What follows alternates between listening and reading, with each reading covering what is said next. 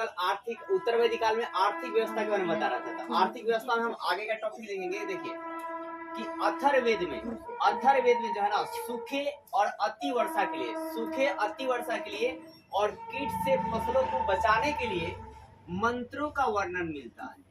इसका जी मंत्रों का मतलब आपका है क्या, बहुत ज्यादा वर्षा करने के लिए, फिर सुखाड़ से बचाने के लिए और कीटों से बचाने के लिए लोग मंत्र का उच्चारण करते थे।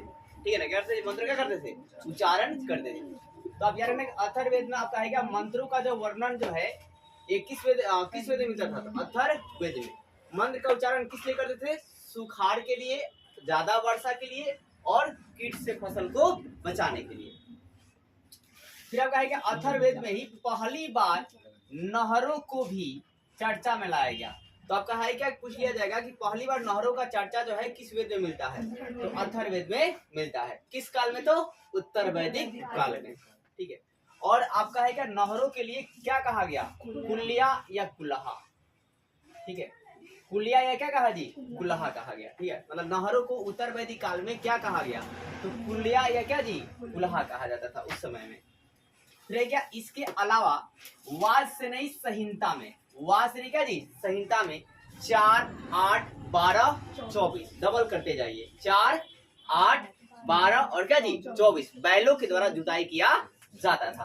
तो पूछ लिया जाएगा आपसे कि मतलब उत्तर वैदिक काल में वाजसेनी संहिता के अनुसार कितने बैलों के द्वारा जुताई की जाती थी, तो कितना जी 4 या 8 है क्या जी या 12 है क्या जी 24 बैलों के द्वारा जुताई किया जाता था। जैसे आज की जुताई कितना जी 2 बैलों से होता है ना जी, तो पहले कम से कम क्या, या तो 4 बैल जुतेंगे, या तो 8 बैल, या तो 12 बैल, या तो 24 बैल, ऐसे जुताई करते थे।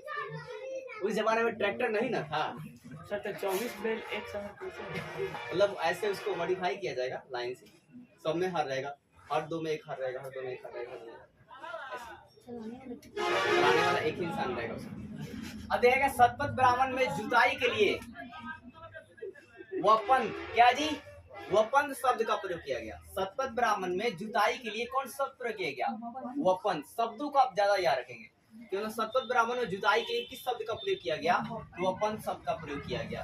फिर बुआई के लिए किस शब्द का, तो कृषण क्या जी, बुआई के लिए क्या जी कृषण शब्द का। कटाई के लिए लुनन शब्द का। मढ़ाई के लिए मनन शब्द का। अब ये मढ़ाई क्या होता था, तो देखिए जब आप धान की खेती करते हैं ना, तो आप धान मतलब पहले जुताई करते हैं खेत का, जुताई करने के बाद उसमें पानी डालते हैं और पानी डालने के बाद उसमें हल उसमें जो है ना मतलब किसी भारी वजनदार वस्तु से उसमें मतलब उसे पानी को रंगाया जाता है, तो उसी कहते हैं मढ़ाई क्या जी, मढ़ाई मतलब महा जाता है, महा की तरह से। तो मढ़ाई के लिए किस शब्द का उपयोग किया गया, मृणन शब्द का जो है प्रयोग किया गया। तो आप याद रखेंगे मतलब अथर्ववेद में जो है ज्यादा वर्षा और सूखे वर्ष कीट से बचाने के लिए मंत्रों का उल्लेख मिलता है, नहरों का भी चर्चा मिलता है जिसे कुलिया कहा गया। इसके अलावा वाजसेनी संहिता के अनुसार 4, 8, 12, 24 बैलों के द्वारा जुताई करते थे।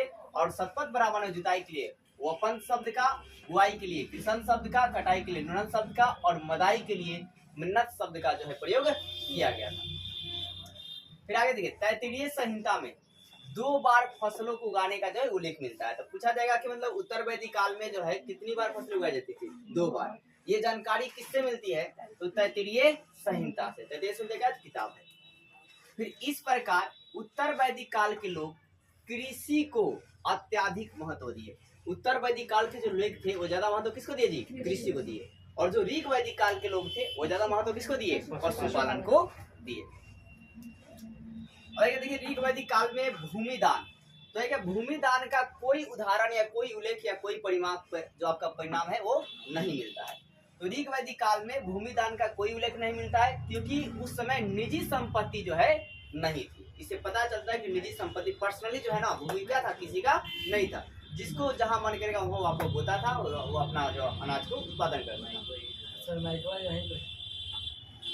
और है क्या उत्तर वैदिक काल में भूमि दान दिया जाता था क्या ना, मतलब भूमि क्या जी दान करते थे। तो भूमि दान कौन करेगा, मतलब भूमि अब क्या हो गया पर्सनली होने लगा। ठीक है, तब लोग क्या जी दान में यानी कि निजी संपत्ति होने लगी। उत्तर वैदिक काल में क्या जी निजी संपत्ति में प्राइवेट संपत्ति होने लगा, उसे लोग दान भी देना शुरू किए। फिर ऋग वैदिक काल में प्रमुख फसल क्या था, जौ।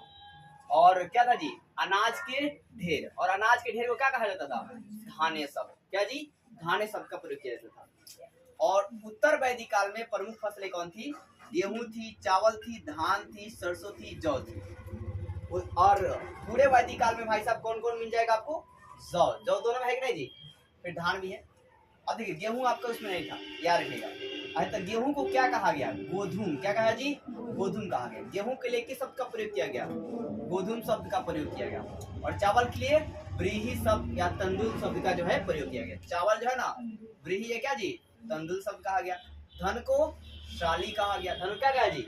शाली कहा गया। धान को शाली कहा गया। सरसों का कहा जी? सरिस्का। क्या जी? सरिस्का कहा गया। जौ को यौ कहा गया। जौ का कहा जी?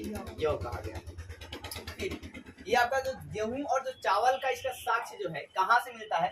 तो यूपी के एटा का अंतरेजी खेरा से मिलता है। खेरा, अंतरेजी खेरा गांव से जो है मिलता है। फिर इसके अलावा भी हस्तिनापुर से चावल के और जंगली गन्ने के जो है साक्ष्य मिलते हैं। ठीक है, तो पूछ लिया जाएगा कि चावल और जंगली गन्ने के साक्ष्य कहाँ से मिला? तो हस्तिनापुर से। ठीक है, कहाँ से जी? हस्तिनापुर से। फिर आपसे पूछ लिया जाएगा कि मतलब गेहूं और चावल के साक्ष्य जो है उत्तर वैदिक काल में कहाँ से मिला था? तो कहाँ से जी? एटा के अंतरंजी खेरा से, जो कि यूपी में है। अब आगे देखिए, उत्तर वैदिक काल में सिंचाई के साधन।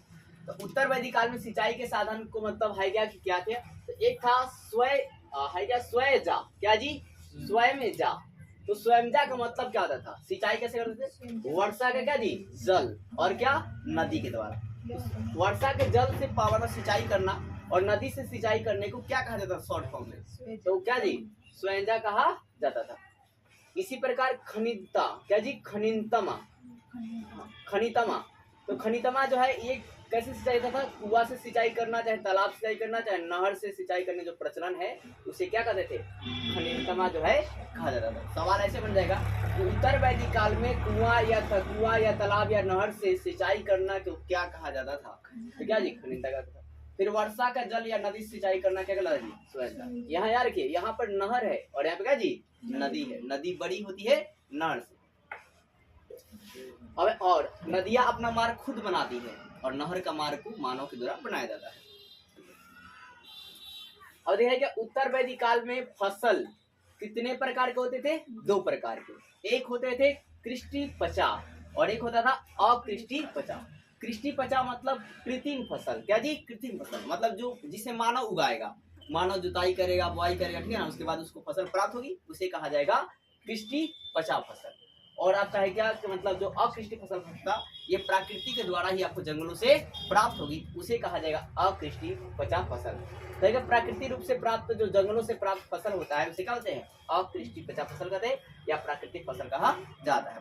मान लीजिए जंगल है, तो जंगल में आप बुआई कुछ नहीं करते, लेकिन जंगल में ऑटोमेटिक क्या जी हर चीजें जो आपको मतलब जो भी मतलब उसमें प्रकृति द्वारा मिलती है वो फल जो है प्राप्त हो जाए या फसल प्राप्त होता है, तो उसी को हम क्या बोलेंगे? प्राकृतिक फसल या अकृष्टि पचा फसल जो है कहा जाएगा। और जिसे आप खुद बोते हैं, कोड़ते हैं, ठीक है ना, 2 बार इसी करते हैं, उसे कहा जाएगा क्या जी? कृष्टि पचा फसल। अब इधर प्रमुख पशु भी थे। तो ऋग वैदिक काल में प्रमुख पशु क्या थी? गाय। क्या जी? गाय था। और गाय को ही मतलब आपका मतलब याद रखिएगा कि ये मतलब क्या था जी? व्यवसाय का माध्यम था। गाय क्या था जी? व्यवसाय का माध्यम था। और गाय को मतलब क्या है? इसको क्या कहा गया? क्या जी? अधने का मतलब इसे हत्या क्या जी? नहीं करना, मतलब गाय को बहुत ज्यादा कहा गया। और है क्या कि गाय, बैल, भैंस, ऊंट, कुत्ता, भेड़, बकरी ये सारे ऋग वैदिक काल में जो है ना लोग जो है जानते थे सभी को। इसके अलावा जब उत्तर वैदिक काल आया तो थोड़ा सा बदलाव देखने के लिए मिला। इन सभी के अलावा बाघ और हाथी की भी जानकारी जो है इनको हो जाती। इनको उत्तर वैदिक काल वाले को। और उत्तर वैदिक काल में जो बड़े आकार के बैल होते थे, जैसे हम लोग बोलते हैं सार को, ठीक है ना, उसी प्रकार जो बड़े आकार के बैल होते थे उन्हें महोज कहा गया। क्या कहा गया? महोज कहा गया। तो पूछ लिया जाएगा भाई साहब कि महोज क्या था?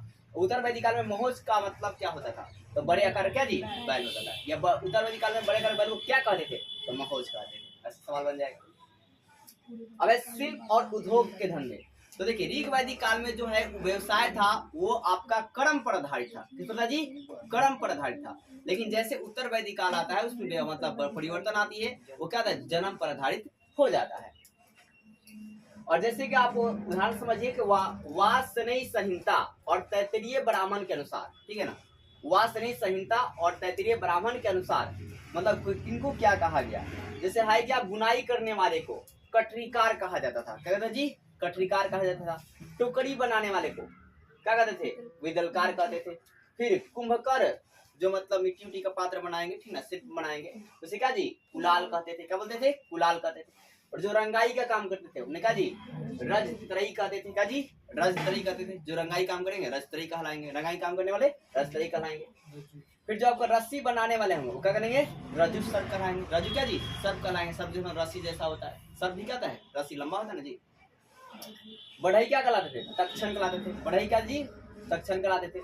और जो मतलब जानवर की खाल संबंधित कार्य करते थे वो क्या जी? चर्मकार जो है कहलाते थे।